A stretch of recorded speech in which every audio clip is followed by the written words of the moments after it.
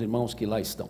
Vamos compartilhar, queridos, do texto que Paulo deixa para nós em Efésios capítulo 2, carta de Paulo aos Efésios no capítulo 2, vamos ler os versos 11, 12 e 13, como são poucos os textos, nós vamos fazer o seguinte, nós vamos dar oportunidade aos irmãos que têm as versões ditas tradicionais, para lerem de uma vez e depois, então, o pastor lerá com os irmãos que têm a NVI, a nova versão internacional. Efésios 2, versos 11, 12 e 13.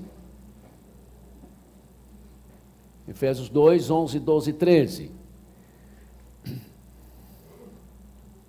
Então, os irmãos que têm as chamadas versões internacionais vão começar. Após eu disser 3, os irmãos podem começar a ler. 1, 2, 3.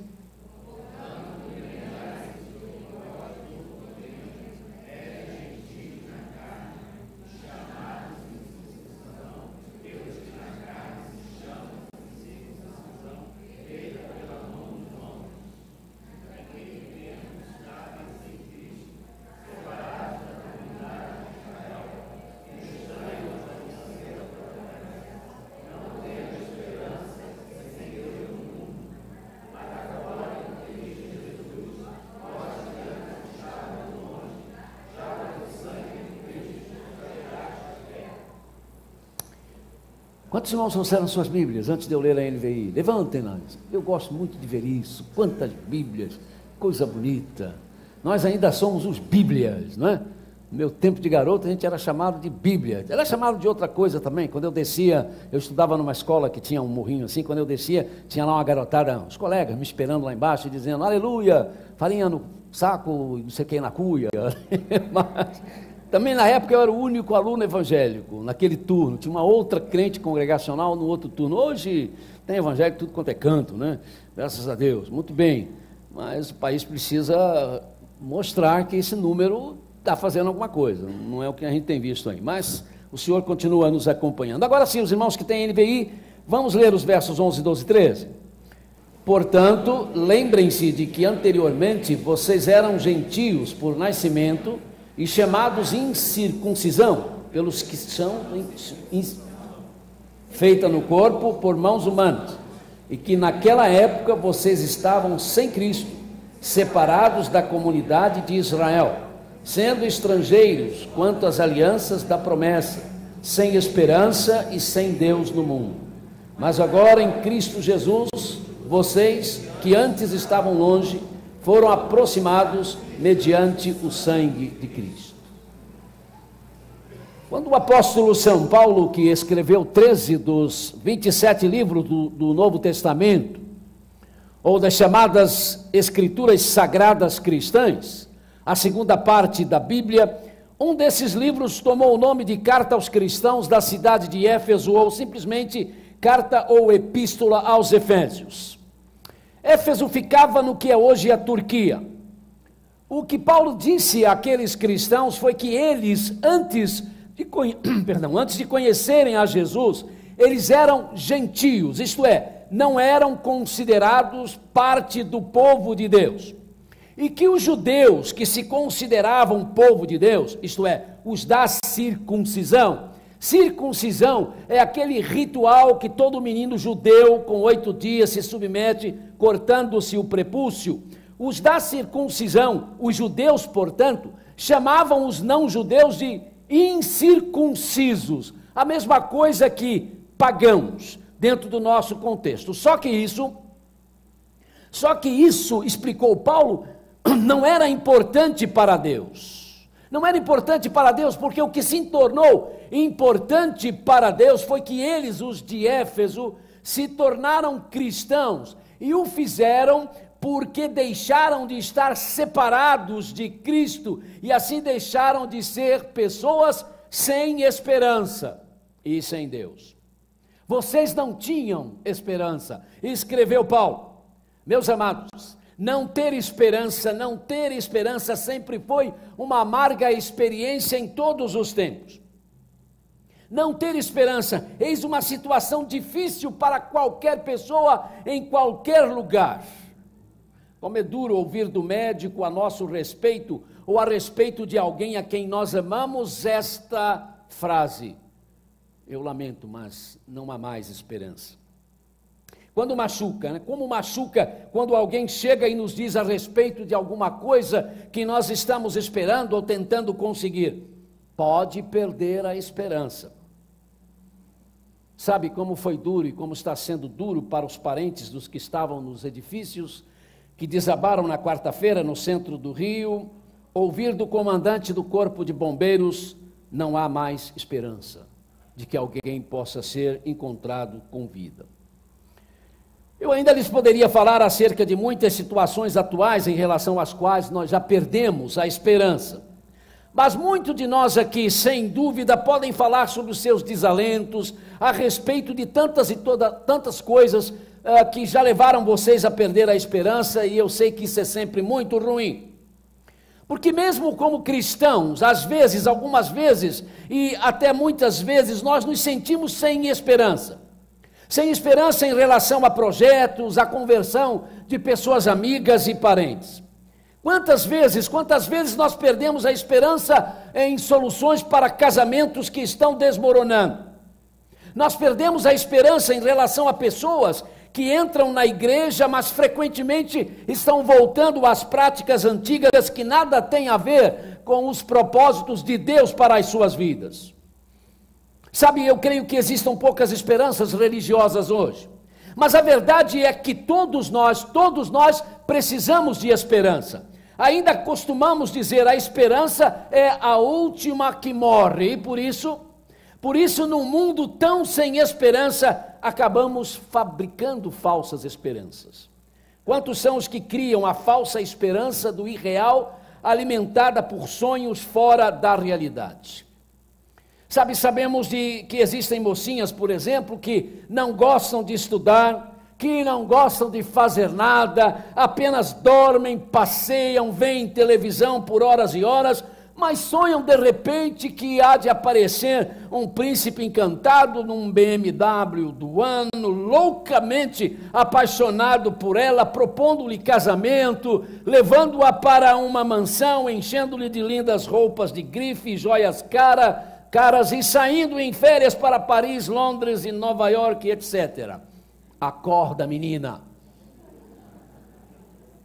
Também existem mocinhos, não é? Que não querem estudar, que não querem assumir responsabilidades e vão deixando a vida passar, esperando sabe Deus o quê.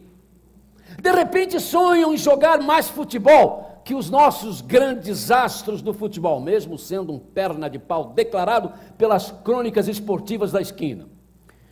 Quantos são os que, vivendo esse tipo de vida, então caem nas mãos do tráfico ou se tornam fora da lei?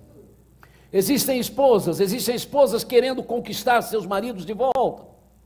Existem esposos desejosos de conquistar as suas esposas de volta, mas não estão assumindo posturas claras acerca da responsabilidade que precisam ter como esposos, como esposas, como pais e como mães. Sabe, sem assumirem compromissos com a cortesia, sem assumirem compromissos com o respeito mútuo e com a dignidade que se precisa de ter no que se chama de lar, não vão conseguir essas coisas, não vão resolver os problemas do seu casamento, não vão impedir que os seus casamentos sejam destruídos. Esse tipo de conduta e similares não dignifica a Deus, e por não dignificar a Deus, não o glorificam. E quando os nossos pensamentos, quando nossas atitudes não glorificam a Deus, a Bíblia diz que tais pensamentos então se tornam tolos. E as mentes das pessoas que têm esses pensamentos estão cobertas pela escuridão. Romanos 1, 21. Devemos ter cuidado com o que pensamos. A Bíblia diz... Ela diz que Satanás se apresenta como um anjo de luz para nos enganar, e sem dúvida, um dos prazeres maiores do diabo é nos tapear com ilusões. Lembram-se da história contada por Jesus? A história daquele rapaz que de repente começou a achar que a verdadeira alegria, que o verdadeiro prazer estava numa cidade distante, no meio dos amigos, nas festas, na devassidão moral, mas não dentro da sua casa. É a história do filho pródigo, um clássico da literatura universal, mas uma constatação do que pode fazer à ilusão. É a história de como as falsas esperanças se tornam em desilusões. A Bíblia diz, ela diz que nós caímos em tentação sempre que nós somos traídos e enganados pelos nossos próprios maus desejos. E que são esses maus desejos que fazem nascer o pecado. E o pecado, quando consumado, gera a morte. Tiago 1,14. Mas ainda existe a falsa esperança de se conseguir a alegria duradoura, a felicidade permanente, a autorrealização pela satisfação de prazeres a qualquer custo. Há milhões de pessoas hoje que estão mergulhando de cabeça, diríamos, nas águas furiosas e poluídas do hedonismo, da paixão descabida e ilícita, portanto, dos apetites e desejos descontrolados, das fantasias doentias, do consumo de drogas, da bebida alcoólica. Explicam os usuários das drogas que elas levam os consumidores a viagens fantásticas, tirando-as desse mundo e passando a sensação, uma sensação de êxtase e de sossego. Mas as desgraças que elas produzem estão sendo todos os dias escancaradas, e é incrível como há os que querem experimentá-las.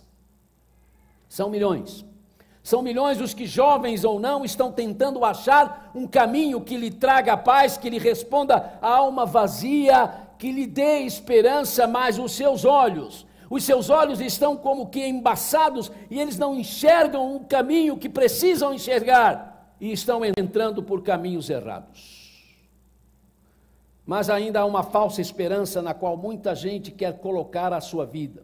É a esperança de que o mundo, graças ao conhecimento humano, às conquistas da ciência, há de se tornar num lugar seguro, sem doenças e, finalmente, sem a morte. Enfim, eles esperam que o mundo possa se tornar num paraíso por causa dos próprios seres humanos.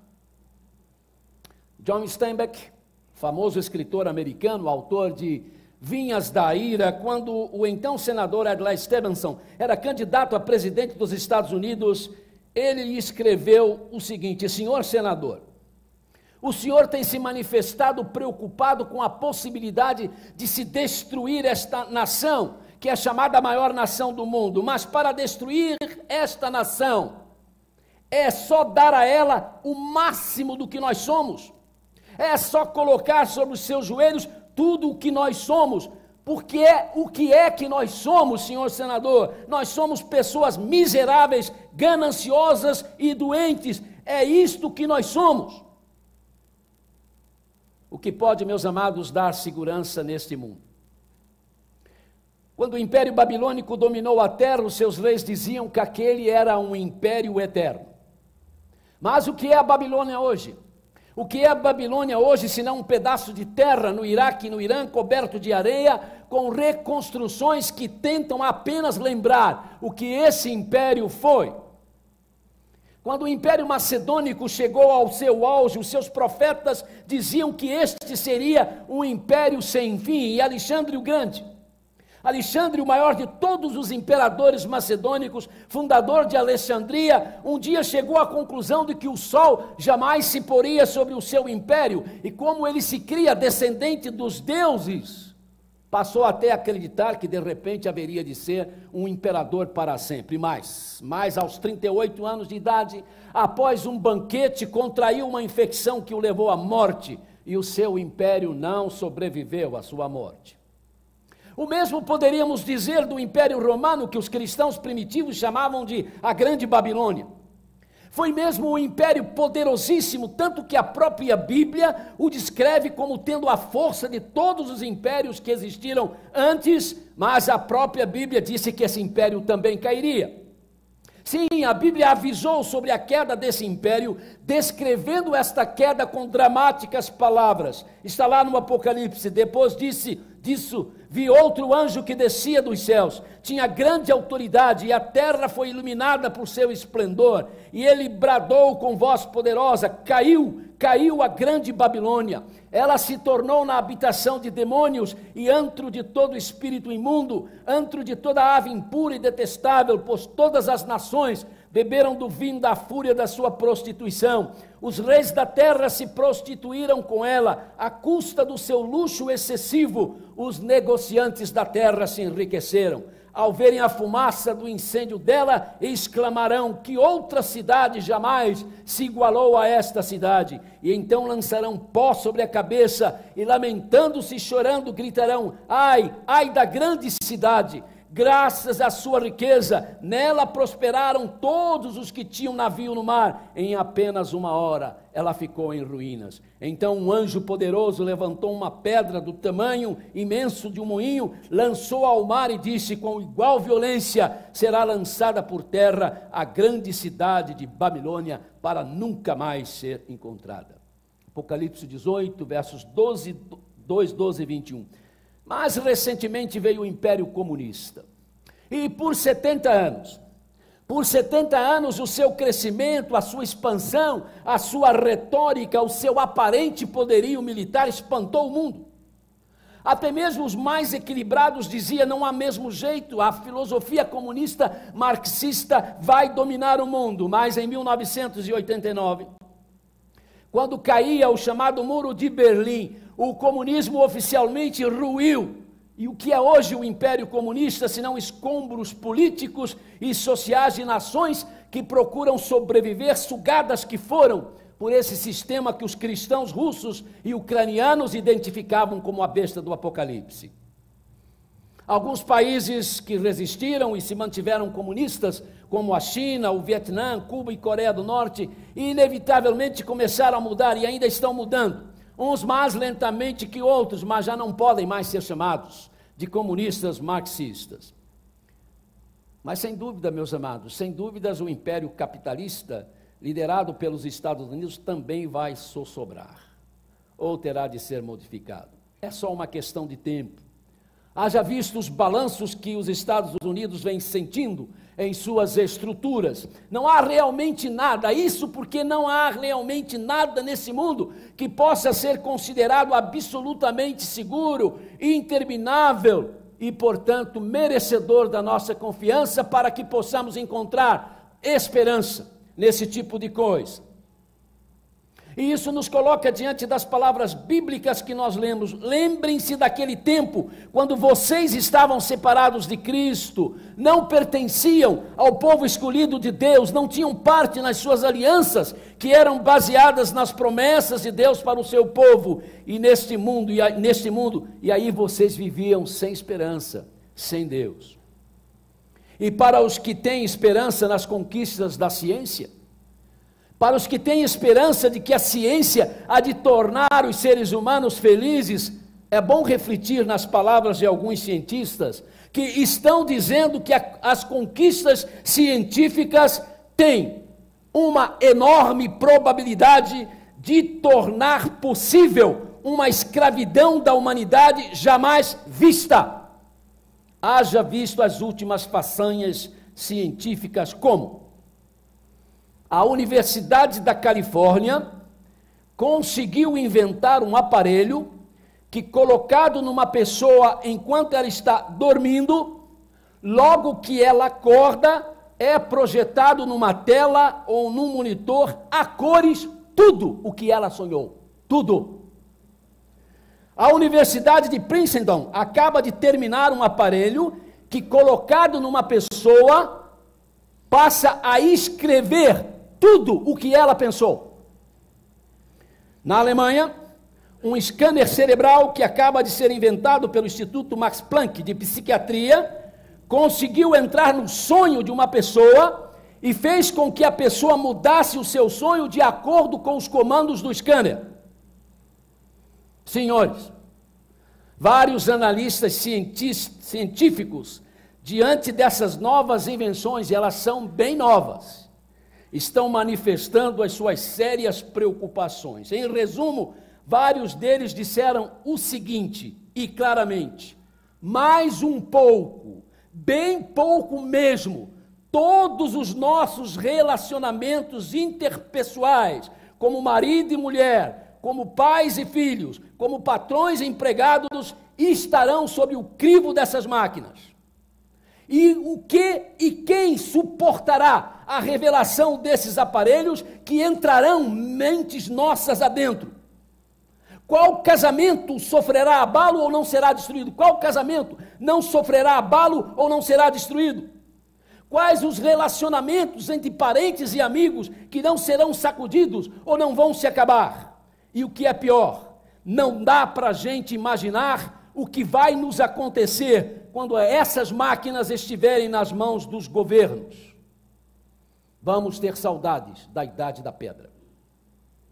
Meus amados, meus queridos, eu não tenho dúvidas de que no céu a Trindade Divina está agora dizendo o que disse quando do episódio da Torre de Babel, narrado em Gênesis capítulo 11, versos 6 e 7, e que é um dos textos bíblicos mais difíceis de se compreender, mas que pelo menos estabelece a soberania divina.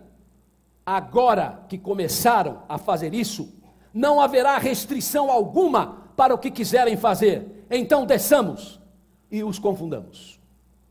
Porque, queridos, se Deus não interferir, o que ele disse na Torre de Babel há de acontecer agora. Não há nada que eles não possam fazer.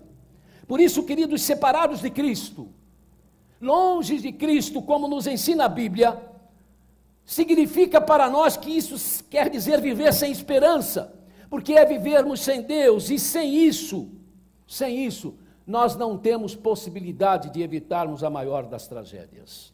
Mas Jesus Cristo é o caminho da paz, Jesus Cristo é o caminho do sentido da vida, é o único caminho que deve ser buscado e por isso Ele é a nossa única esperança. Estão preocupados com esses aparelhos que vão entrar na mente? Eu estou. Mas eu me lembro da palavra de Deus que diz que Deus guardará a mente daqueles que nele confiam.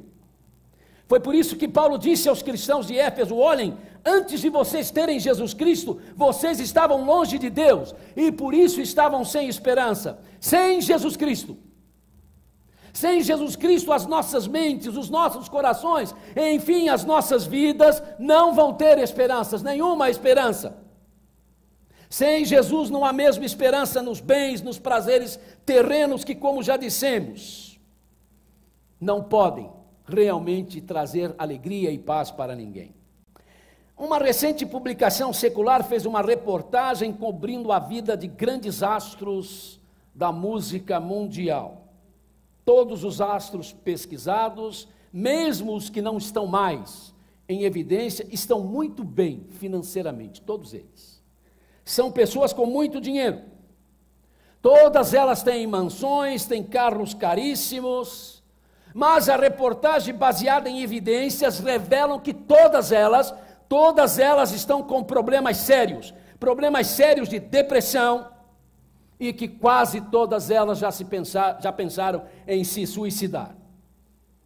Todas precisam de remédio para dormir, todas estão com seus casamentos praticamente acabados.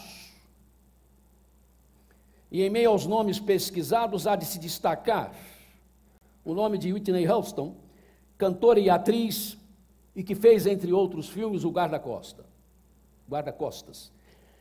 Filha de uma famosa cantora profissional de música soul, mas batista convicta, Cissy Houston, ela foi preparada para o batismo numa igreja batista por Aretha Franklin, outra cantora profissional de soul e jazz, aquela que cantou na posse do Barack Obama.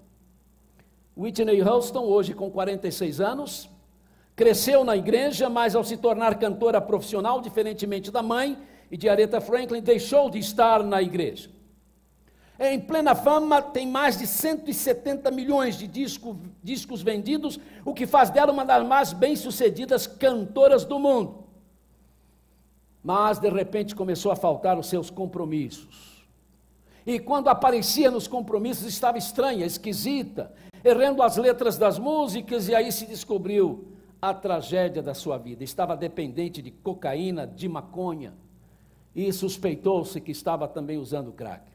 Chegou a ser presa por estar com maconha. Após tratamentos e recaídas, crises no casamento, chegou a ser agredida pelo marido, também dependente de drogas. Finalmente pensou em dar fim à vida.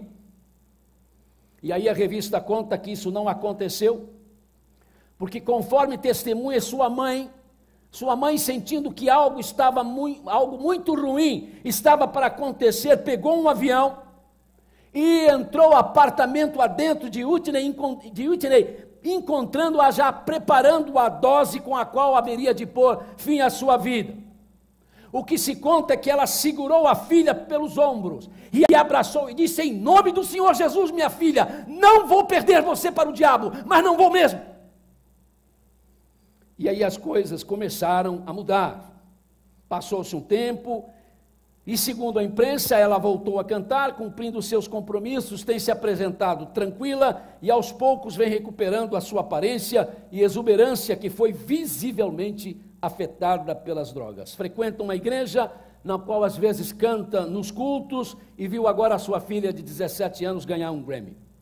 Nós esperamos, meus amados, que realmente ela tenha encontrado Jesus Cristo como a sua esperança e como a sua libertação, porque fora de Jesus não há libertação para ninguém. Queridos, sem Jesus Cristo, os belos sonhos se tornam como bolhas de sabão. E mesmo que alguns se tornem até em realidades, eles não trazem sossego, não trazem a paz. Como diz a Bíblia sobre Jesus, Ele é a nossa paz, e aonde há paz há esperança. É preciso, no entanto, Jesus para valer, queridos. É preciso Jesus para valer. O que está acontecendo às vezes no nosso ambiente dito cristão é que nós não temos Jesus para valer. Nós o temos como o fundador da nossa religião, nós o temos como um salvador, nós o temos como alguém a quem nós cantamos os nossos hinos e nós dizemos louvar, mas ele não está fazendo parte da nossa história, ele não está fazendo parte da nossa vida, ele não é o Senhor da nossa mente, ele não está no nosso coração, e aí não importa quanto tempo você tem de batizado, não importa o que você está fazendo na igreja, porque você precisa ter um encontro pessoal com Jesus. Ele realmente precisa ser o seu Senhor absoluto, Salvador absoluto, ou você não vai encontrar paz, e aí você não tem esperança, nem para esta vida e nem para a vida que virá. Sem Jesus Cristo, os prazeres podem ser desastrosos. Sem Jesus Cristo, os prazeres, as conquistas, as realizações são sempre efêmeras, passageiras. Na Bíblia está escrita uma declaração do apóstolo Pedro sobre Jesus, maravilhosa. Ele escreveu assim: mesmo não o tendo visto, vocês o amam. E apesar de não o verem agora, vocês creem nele e exultam com alegria indizível e gloriosa, pois vocês estão alcançando o alvo da sua fé, a salvação das suas almas. 1 de Pedro 1, versos 8 e 9. Sabe, o Espírito Santo de Deus vem morar em nós quando nós amamos Jesus Cristo. Quando nós nos apaixonamos por Jesus Cristo. Nós precisamos nos apaixonar por Jesus. Você que é homem, não se incomode com isso. Com Jesus a coisa é diferente, não tem nada a ver com essas paixões humanas. Você ama Jesus? Querido, você que se diz cristão, você que se diz membro da igreja, você ama a Jesus Cristo? Quando nós amamos alguém, nós temos prazer de falar com alguém, de estar com esse alguém. Às vezes nós aborrecemos esse alguém, nós nos aborrecemos com esse alguém. É mais ou menos também esse tipo de relacionamento que nós devemos e podemos ter com o Senhor Jesus Cristo. É esse relacionamento que você tem com Jesus. Sabe aquela canção que a gente conhece há tanto tempo? Sem Cristo eu nada seria, sem Cristo eu não sei andar, sem Cristo eu vagaria, não é? Como um barquinho no imenso mar. É esse tipo de posição que você tem sobre Jesus, ou você acha que a sua vida está sob o seu próprio controle? Porque sem Jesus nós estamos separados de Deus, e quando estamos separados de Deus, nós estamos sem esperança. Mas Jesus Cristo pode mudar essa situação. Na cruz do Calvário, o Senhor Jesus levou sobre ele a maldição que nos tira toda a esperança. Então você precisa reconhecer que a cruz foi por sua causa. A cruz do Calvário aconteceu por minha causa, aconteceu por sua causa. Como é importante, meus amados, que nós possamos reconhecer isso. Porque foi na cruz aonde o Senhor Jesus Cristo rompeu as correntes que, aprisionando as nossas vidas, nos tira a paz e nos deixa para sempre sem esperança. Mas na cruz Ele restaura a possibilidade da esperança. Eu posso ter esperança. E ao ressuscitar, Ele nos assegura a esperança para sempre. Esperança diante da vida, com suas lutas, desafios, decepções, e esperança diante da morte, que foi vencida por Ele, Jesus Cristo. Você tem esperança? Você tem esperança nesta vida? Você tem esperança neste mundo? O crente em Jesus sempre tem esperança. Sempre tem esperança de que há de ser sempre mais do que um vencedor. E vai ser mesmo. Porque nem a morte pode com Ele. Nem a morte, nem a vida nos separa do amor de Deus, que está em Cristo Jesus. Mesmo diante das situações as mais complicadas, Ele tem esperança. Porque o dono da esperança, a causa da esperança está na sua vida, está na sua história. Qual é o tipo de relacionamento que você tem tido com Jesus Cristo? Porque, querido, se você se diz um cristão, se você se diz seguidor de Jesus, mas é uma pessoa sem esperança, esperança para esta vida, esperança para o além, algo muito errado com você. É preciso que você pense nisso com seriedade nesse momento, porque se você ainda não teve um encontro pessoal com Jesus, você precisa fazer isso. Como eu disse, você precisa reconhecer que houve uma cruz e que essa cruz foi por sua causa, por causa do seu pecado. Jesus se tornou maldito nela, por sua causa, por minha causa. Por causa do meu pecado, do seu pecado. O pecado nos torna malditos, nos afasta de Deus para sempre. Então Jesus tomou sobre si os nossos pecados, se tornou maldito por nossa causa, para que não fôssemos mais amaldiçoados. E nos libertamos da maldição do pecado, podemos ter a bênção da salvação eterna. Que não é algo apenas para depois dessa vida, mas é uma mudança a partir dessa história nossa aqui. Mas isso quer dizer um encontro pessoal com Jesus, uma realidade vivida com Jesus no seu dia a dia, e não apenas uma questão de nome, de religiosidade. Você já tem Jesus no seu coração? Ele já faz parte da sua história? Ele é o seu Senhor e Salvador absoluto? Você que se diz membro da igreja, querido, por que a sua vida tem sido tão fracassada? Por que você não tem esperança mais para nada? Não estou dizendo que você nem é crente. Há muitos crentes que estão nesta situação. O que é preciso é você se recordar de que, como Paulo diz, nós não somos mais as pessoas que viviam sem esperanças porque não tinha Deus. Nós nos encontramos com Deus por meio de Jesus. Então somos o povo da esperança. Tenha esperança. Esperança de que as coisas podem melhorar. Esperança de que as coisas podem mudar. Esperança de que você realmente pode ser usado por Deus nas situações as mais adversas, e essas situações podem ser alteradas para a glória do nome de Jesus Cristo, e você ser um instrumento disso. Você pode ter a esperança que se traduz em certeza de que haja o que houver, aconteça o que acontecer, você será um instrumento nas mãos de Deus. E a mais doce de todas as esperanças, que é saber que naquele momento em que você tiver de deixar esta vida, você há de abrir os seus olhos e se deparar com o seu Salvador, e aguardar no paraíso o dia da ressurreição, quando então com os crentes que já partiram, você há de ressuscitar e nos encontrarmos com os que estiverem vivos aqui, para juntos subirmos e começarmos a história dos novos céus e da nova terra. É isso que está acontecendo na sua vida? Você experimenta isso mesmo? Isso são palavras apenas que não fazem parte da sua história. Mas agora chegou o momento. Vamos orar, queridos, vamos abaixar as nossas cabeças. Convido todas as pessoas que façam isso. Você que é crente, você que tem vivido uma vida sem esperança, converse com o seu Senhor sobre isso. Diga: eu não posso ser uma pessoa sem esperança, eu preciso de esperança, eu tenho aquele que é a causa de toda a esperança. Eu tenho a Ti, Senhor. Eu quero declarar o meu amor a Ti. Me perdoe porque eu tenho me esquecido, né, deste meu amor. Você, querido, que ainda não veio a Jesus, você que não teve um encontro pessoal com Jesus Cristo, não quer fazer isso agora?